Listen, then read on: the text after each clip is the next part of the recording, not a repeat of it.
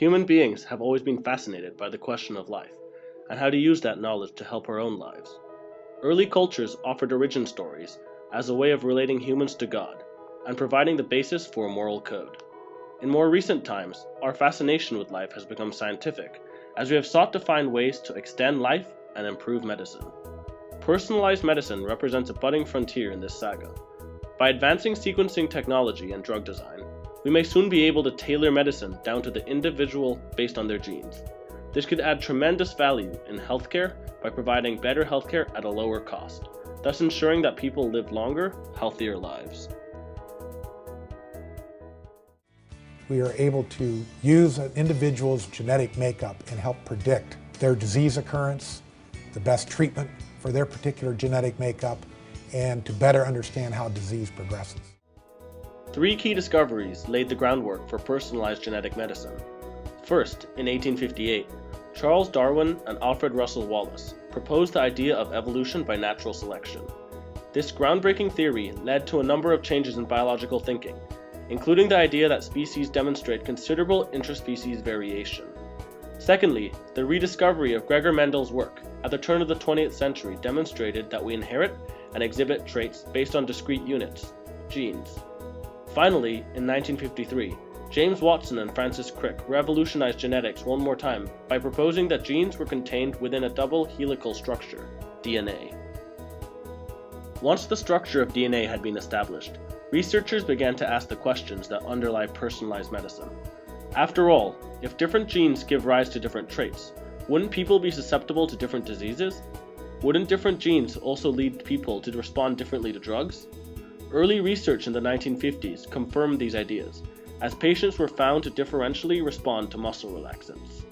At this point, the questions underlying personalized medicine began to crystallize. How do genes vary across different people? And how can we change treatment based on varying genetic profiles? More fundamentally, how can we even determine a person's genetic profile in a cheap and efficient manner? These questions help define the problem, yet the solution proved to be elusive. There are good drugs that never got approved because too many people were resistant to them. What we should insist on in healthcare is better value, not more of it. And that's the big mistake we have made in the West especially. In 2003, the completion of the Human Genome Project allowed for a giant leap forward in personalized medicine. To some extent, we now understand which genes went where. The stage was set for emerging innovation. We could start to look at differences between human races and even between individuals. We now have the potential to add value in many facets of healthcare.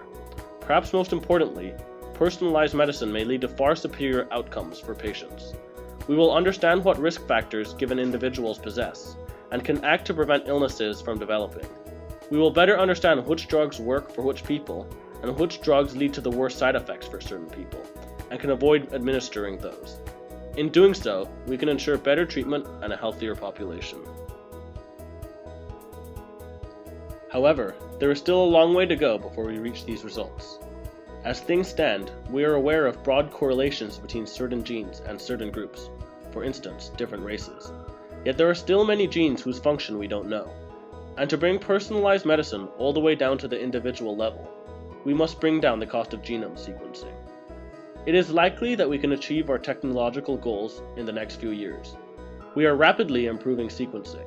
While the Human Genome Project cost $3 billion, we can now sequence a genome for under $50,000, and will likely be able to do so for just $1,000 in a few years. Within 10 years, costs will likely be minimal. Nonetheless, it may still be many years before the technology makes it to the mass market. Legal and ethical barriers govern genome sequencing, as the government and insurers worry about misuse of genetic information. Yet history has shown that regulatory barriers will come down as medicine advances, and it will likely be the same story for personalized medicine. We are on the verge of a new paradigm in medicine, and it is only a matter of time before we embrace it.